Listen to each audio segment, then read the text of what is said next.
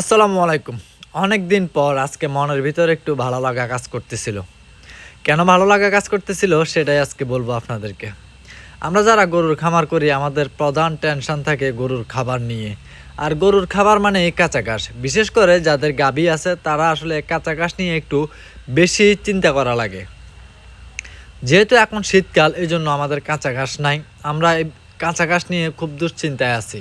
আমাদেরকে আসলে খড় কিনে গরু লালন পালন করা একেবারে কষ্টসাধ্য বিষয়, খুবই ব্যয়বহুল একটা বিষয়। এজন্য আমরা খড় দিয়ে গরু লালন পালন করি না, কিন্তু বছরে এই সময়টা বাধ্য হয়ে খড় দিয়ে গরু লালন পালন করা লাগে।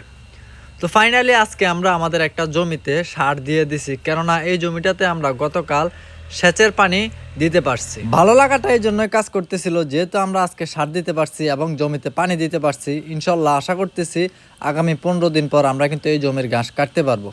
আসলে আমরা যারা ডেয়ারি খামার করি আমাদের আসলে ঘাস ছাড়া এক মুহূর্ত চলে না।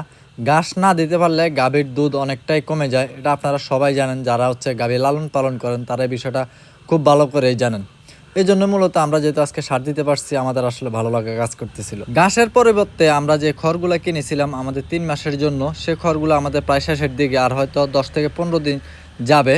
এর মধ্যে যদি আমরা ঘাস না দিতে পারি তাহলে আমাদেরকে আবার নতুন করে খড় কিনা লাগবে, যেটা আসলে খুবই ব্যয়বহুল। আর আমাদের এলাকাতে আসলে খড়ের প্রচুর দাম। খড় কিনে গাভী লালন পালন করা আমাদের জন্য একটু ব্যয়বহুল এবং সেটা আসলে আমাদের লভ্যাংশে অনেক বড় প্রভাব ফেলে। আমরা যদিও বা একটা জমিতে মাত্র সার দিতে পারছি, আরও 2টা জমি আছে আমাদের যেগুলোতে এখনও পানি আমরা দিতে পারি নাই। এই জমিটাতে আমরা পানি দিতে পারি নাই, হয়তো কয়েকদিনের ভিতরে পানি দিতে পারবো। দিতে পারলে এই জমিটাতে আমরা ইনশাল্লাহ সারও দিয়ে দিব।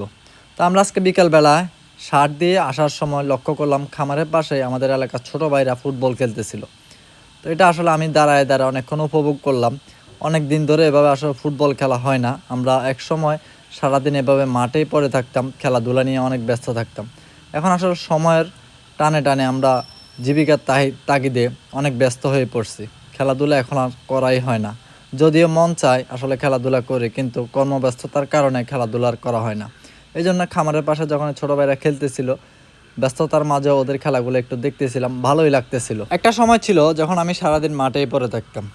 সকাল থেকে শুরু করে দুপুরবেলা পর্যন্ত ক্রিকেট খেলতাম এবং বিকালে আমরা ফুটবল খেলতাম। সন্ধ্যার পর থেকে আমরা খেলতাম ব্যাডমিন্টন, রাতের 11টা-12টা পর্যন্ত ব্যাডমিন্টন চলতো।